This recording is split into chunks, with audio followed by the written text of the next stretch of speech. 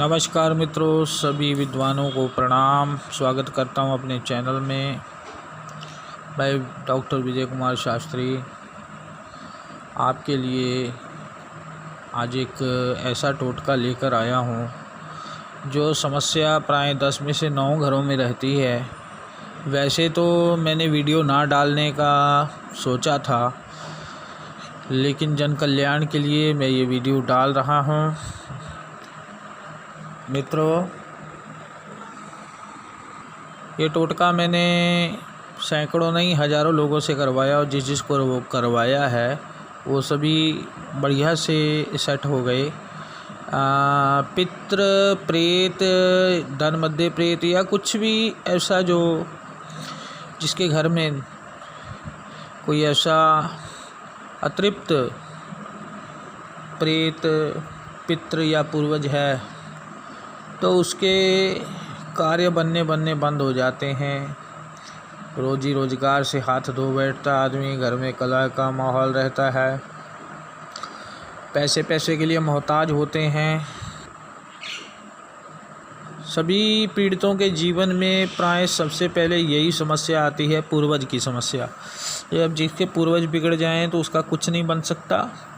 शादी विवाह इत्यादि मांगलिक कार्य नहीं होते। तो इसके लिए पहले पितृ का विचार करना चाहिए, प्रेत का विचार करना चाहिए। उसके बाद ही देवी देवताओं के कोप का विचार करना चाहिए। प्राय बहुत से ऐसे मेरे मित्र हैं जो मुझे कहते हैं कि कोई ऐसा साधन, कोई ऐसा टोटका बताइए। आज मैं आपको ये टोटका बताने जा रहा हूँ। तो इस टोटके में आपका पैसा नहीं लगना, बिल्कुल पैसा नहीं लगना, पैसा लगना ही नहीं। इतनी आसान सामग्री है, मैं आपको बता दे रहा हूँ। पितृ चाहे वो आपके दादा दादी है, भाई बहन है, माता पिता है, अगर कोई ऐसा घर में मृत हो गया है तो उस मृतक की जीवात्मा के लिए आपको जब भी आपके पास समय लगे, जब भी पर्व आए, जब भी आप त्यौहार मनाओ, तो वो भी अदृश्य रूप से ही आपके साथ रहते हैं। सभी के सभी पितृ मुक्त नहीं हो जाते। ऐसी ऐसी जटिल क्रियाएं हैं, ऐसी ऐसी साधनाएं हैं, लोग उनको विधानोक्त ना कराने के कारण उसका फल नहीं मिलता। फल कैसे मिलेगा? जिस कार्य को आपने निष्ठा से किया ही नहीं, उसका फल कैसे मिलेगा? हमारे पंडित जी बोलते हैं कि हमारे पास समय नहीं है, हमने जाना है। उधर यजमान बोलता है कि पंडित जी जल्दी करो, हमें काम पे जाना है। तो यदि काम ही आपने करना है तो वो आपने अनुष्ठान रखवाया ही क्यों? प्रत्येक अमावस्या और जब भी पितृपक्ष आता है तो बसंतर करें ठीक से उनका, पितृ पूर्वजों का।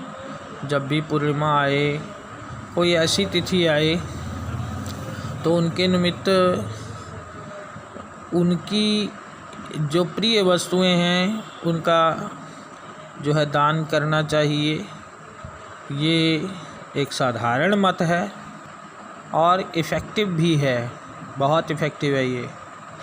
वैसे तो साधनाएं डालता हूँ मैं इस चैनल में, टोटके अभी तक नहीं डाले। मैं टोटका आपको बताने जा रहा हूँ क्योंकि अभी 5-7 दिन पहले मेरे पास कोई आए और उनको मैंने 1 महीने पहले ये उपाय बताया था। उनको बहुत डरावने सपने आते थे और बड़ा बुरा हाल था उनका। घर में पैसे के लिए मोहताज थे, यानी ये समझ लीजिए सब अस्त व्यस्त था। 4-5 दिन मेरे पास पहले आए वो, तो बताने लगे गुरुजी आपने जो उपाय बताया था हमने वो उपाय किया और उस उपाय से हमें बहुत लाभ हुआ है, बहुत ज़्यादा लाभ हुआ है। एक चीज़ ये बताता हूँ, जब आपका मन ना हो, जब आपका विश्वास ना हो, परखने के नज़रिए से ये चीज़ें ना करें, क्योंकि फिर ये चीज़ें फलीभूत नहीं होती। टेस्टिफाई ना करें, क्योंकि आप टेस्टिफाई कर लोगे उनको, जब वो टेस्टिफाई आपको करने आ गए ना, आप भग खड़े होंगे। फिर आपको जीने की यानी कि वो नहीं बचेगी, कोई क्या कहते हैं उसे, कोई रास्ता नहीं बचेगा। मतलब ये है टेस्टिफाई ना करें, अध्यात्म से जब भी जुड़ें आस्था के साथ जुड़ें। और इसमें मैंने कोई अपना मोबाइल नंबर नहीं डाला, और क्योंकि छोटी छोटी बातों पे इतना विवरण दे पाना संभव नहीं होता, मैंने सोच लिया था कि मैं वीडियो नहीं डालूँगा। लेकिन एक किसी के अगर परहित में ये कार्य हो जाए और किसी को लाभ हो तो बहुत अच्छी बात है। मैं तत्पर रहता हूँ ऐसी साधनाओं को आपसे शेयर करने के लिए जो गुप्त है और जो मेरी व्यवहारिक नहीं है या मेरे किसी जानकार की व्यवहारिक नहीं है, मैं बिल्कुल नहीं डालता। किसी के प्राण संकट में हमें नहीं डालने। साधनाएं सबके लिए फ्री रखी हैं, लेकिन अगर सेवाएं चाहिए तो उसके लिए मैं शुल्क लेता हूँ, बिल्कुल शुल्क लेता हूँ, बिल्कुल शुल्क लेता हूँ। फ्री में कुछ नहीं करता, क्योंकि झूठ बोलकर मैं कह दूँ कि भैया मेरे आने का किराया भाड़ा दे दो, उसके बाद वहाँ आके कहूँ कि ये फला तुम्हारे 8 बकरे निकल रहे हैं, इनके पैसे दे दो भैया, ये बकरे तो तुम्हें देने हैं, वो होती है चीटिंग। उसमें मज़ा नहीं आता। आप जब भी मुझे बुलाएं या किसी को भी बुलाएं, आदमी बोले कि नहीं पैसे नहीं लूँगा, और बाद में जाकर वो आदमी आपके बिल्कुल एकदम गले पे छुरा रख दे और कहे कि मुझे तो ये आप क्या भेंट पुजारी निकल रही है, ये भेंट पुजारी आप दो तब मैं जाऊंगा, तो आप तो मतलब ठगे से महसूस करोगे, ठगे जाओगे, ठगे महसूस नहीं करोगे। कॉपी करने वालों को भी थोड़ी शर्म करनी चाहिए। कॉपी करते हैं कि कॉपी इस तरीके से करो कि सामने वाले को चुभे ना। तुम लोग ऐसे कॉपी करते हो जिस मंत्र का तुम्हें आगा पाछा नहीं पता, किसने दिया, कैसे किया, कैसे क्या नहीं। हो सकता है मैंने कोई चीज़ बीच में से रख ली हो, तुम उठा के कॉपी कर रहे हो। ब्लॉग स्पॉट पे मुझे अच्छा रिस्पांस मिला है। ब्लॉग स्पॉट पे कम से कम 1,10,000 लोगों ने कुछ ही समय में मेरे ब्लॉग स्पॉटों को पसंद किया है। वो जो लेख आर्टिकल लिख कर मैं डालता हूँ वो बहुत पसंद आए हैं लोगों को। तो मेरा ध्यान जो है वो पुस्तक की तरफ से बनाने की तरफ है। पुस्तक मैं लिख रहा हूँ 2-3 पुस्तकें लिखूँगा, उसमें कंटेंट पूरे डालूँगा, क्योंकि यहाँ दिक्कत ये आ जाती है कि इधर का उधर और उधर का उधर कर देते हैं, पता ही नहीं चलता कौन कहाँ से पैदा हुआ और कहाँ मर गया। और मंत्रों के विधानों के साथ गड़बड़ हो जाती है, मंत्रों के साथ हेर फेर होता है। एक भाई साहब ने क्या किया, वीडियो बनाई, जो बाबा आदम वाला मंत्र है आज से हमने साल पहले डाला था, वो भाई साहब ने उठा के कहते मुंजा साधना है जी ये। अरे यार क्या बुड़बकपन कर रहे हो तुम? क्या मुझे नहीं पता कि मेरा मंत्र उठाए हो? आज से पहले तो वो था ही नहीं, मेरे से पहले कौन लाया था वो? तो फिर दिल दुखता है। तो इसीलिए सोचा था कि यार वीडियो नहीं बनाएंगे, जो सामने आएगा उसी को साधना देंगे। लेकिन फिर भी कुछ अपने मित्र ऐसे हैं जो हौसला बढ़ाते रहते हैं। ऊसर में जिस तरह बीज डालने से कोई लाभ नहीं होता, आस्थाहीन मनुष्य से बात करने का कोई लाभ नहीं होता। और अब जो मैं अपनी गुप्त साधनाएं हैं, मैं जीवन भर उसको अगर लिख किताबें भरता रहूँगा तो कम से कम 50 किताबें छप जाएंगी, तब भी वो मेरे पास कंटेंट पड़े रहेंगे। कंटेंट्स की कमी नहीं है, वो भी अनुभूत। लेकिन अब मैं डालूंगा नहीं कंटेंट्स, ऐसे ही एक आधा टोटका डाल दिया करूंगा जो कि काम आ जाए, आदमी का पैसा भी नहीं लगे और काम भी हो जाए। लेकिन ये आराम उसी को आएगा जो विश्वास से इसको करेगा, और जिसको विश्वास नहीं है उसका कुछ नहीं होने वाला। क्योंकि मैं एक चीज़ बताता हूँ, बहुत मशहूर स्थानों पे नारायण बलि करवाई जाती है। सभी विद्वानों को पता है कि नारायण बलि में 5 मूर्तियाँ रखी जाती हैं, और नारायण बलि बहुत जटिल कार्य है। 11 दिन का अनुष्ठान होता है, ये 5 ब्राह्मण बैठते हैं, उसमें ऐसे मजाक नहीं है। तो लोगों ने मजाक सा बना दिया, 500 रुपये ले लिए, 300 रुपये ले लिए और नारायण बलि पे बैठ गए। 500 के सामान में नारायण बलि करोगे? यार मूर्ख बना रहे हो लोगों को, उनको बना रहे हो जिनको ज्ञान नहीं है। और जो ज्ञान वाला आ गया तो खुद ही आप लोग वहाँ से भागने को मजबूर हो जाओगे। किसी भी क्रिया को यदि कोई विद्वान अधूरा करवाता है तो उसका पाप जो है वो यजमान पे नहीं जाता कभी भी, क्योंकि उसको पता ही नहीं है, उसको गाइडलाइन ही नहीं पता व्हाट टू डू और व्हाट टू डू नॉट। अब जिसको पता है, जो विद्वान है या जो कर सकता है या जो छिपा रहा है, उसके ऊपर और उसके वंश के ऊपर इसका कुप्रभाव जाता है। अगर वो सही नहीं करवाएगा तो उसका परिवार भोगेगा। मेहनत करके 4-4 दिन बड़े बड़े आर्टिकल लिखना, और कुछ लोग उठ के मूर्ख ऐसे आ जाते हैं अपने आप को, वो क्या मैं बताऊं, बस पाणिनि ऋषि समझ लेते हैं। उनको लगता है कि साली जैसे वो टिटहरी होती है ना, वो टांगे ऊपर करके कहती है शायद आसमान को मैंने ही उठा रखा है, अगर मैं ना हूँ तो आसमान गिर जाए। तो मतलब ऐसे होता है, कुछ ऐसे मतलब प्रकांड महाबुद्धिमान जो शंकराचार्यों से भी ऊपर हैं, वो लोग उठ करके आ जाते कमेंट, अरे तुझे क्या पता, अरे मुझे नहीं पता तो तुझे क्या पता है, तुझे घंटा का पता है, तू आया कमेंट करने, तूने देखा पढ़ा, फिर आया क्यों है यूट्यूब पे, क्या धक्के खा रहे हो तुम लोग? अगर विद्वान हो अपना बैठो और करो सेवा। अरे मेरा काम है वो डालना, मैं डालूँगा ठीक, लेकिन मन ऐसे टूट गया था ना, क्योंकि लोग भी ये नहीं सोचते कि आदमी से क्वेश्चन कर लें और टाइमिंग हो उसकी, उस टाइम में फ़ोन किया जाए। और मंदबुद्धि लोग कितना भी समझा लो, कितना भी कर लो, इन्होंने उस समय फ़ोन करना जब पाठ पूजा का समय होता है। मैंने पहले भी कहा था, अगर हम लोग पाठ पूजा नहीं करेंगे तो आप लोगों को क्या भला करेंगे। तो शेड्यूल टूटता है भाई, तो इसीलिए वीडियो डालने बंद कर दिए थे। अब मेरा वैसे भी ज़्यादा इधर रुचि नहीं रही, क्योंकि इनको ज्ञान देने का कोई लाभ नहीं है। इनमें से मूर्ख उठेंगे और कमेंट करेंगे बुरा, इसीलिए जितने लोग हैं ना वो कमेंट्स को ऑफ कर देते हैं, क्योंकि मूर्ख आदमी का पता नहीं है कब से उठा और क्या लिख दिया, उसके हाथ को प्रॉब्लम नहीं है। बदतमीजी करने से भी बाज नहीं आते लोग, ठीक है।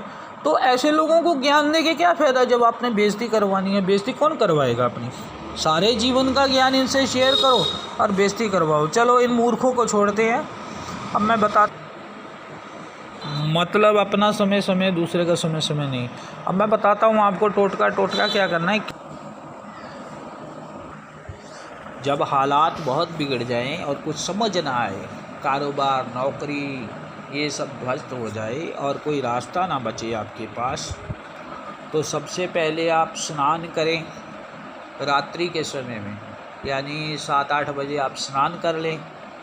स्नान करने के बाद साफ़ कपड़े पहने और बिल्कुल जिस पे घर में खाना बनाते हैं, रोटी बनाते हैं, उस चूल्हे को लीप पोत कर साफ़ करें बढ़िया से।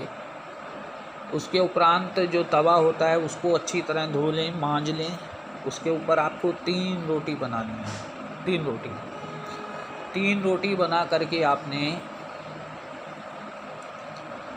उसमें ना तो घी लगाना है, ना नमक लगाना है, ना तेल लगाना है, ना मिर्च लगानी है।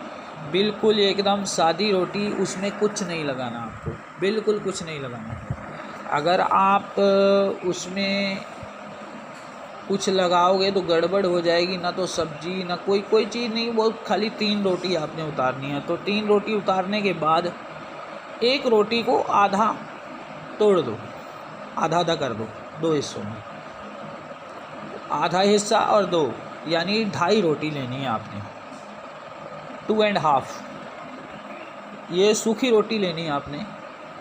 और कांदा, प्याज जो होता है, प्याज लेना आपने। उस प्याज का ऊपर का छिलका उतार देना और जड़ वगैरह काट दें, और उसके पीसीस नहीं करने, उसको साबुत ही रखना है, ठीक है। साबुत रखने के बाद आपने जाना है घर से बाहर। अगर आपको डर लगता है तो आप किसी को साथ ले सकते हैं, लेकिन साथ में कोई बोले ना,